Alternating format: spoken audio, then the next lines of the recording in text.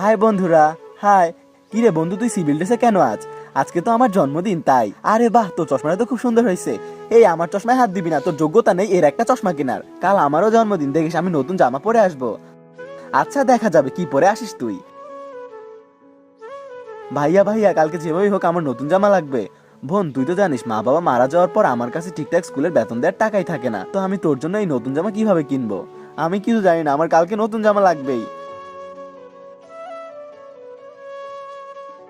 কি রে, আজ না তোর জন্মদিন, তাহলে তোর নতুন জামা কই? গরিব কোথাকার, হা হা হা হা। চিকু, তুই তো তোর নতুন জামা পরতেই ভুলে গেছিস, এই নে। কিন্তু ভাইয়া, এই জামা কেনার টাকা কোথায় পেলি? বোন, এটা আমি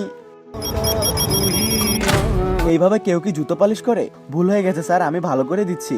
আচ্ছা ঠিক আছে, এই নে টাকা। বোন, তুই এসব বাদ দে আর তাড়াতাড়ি করে ড্রেসটা গিয়ে পরে আয়। ঠিক আছে ভাইয়া।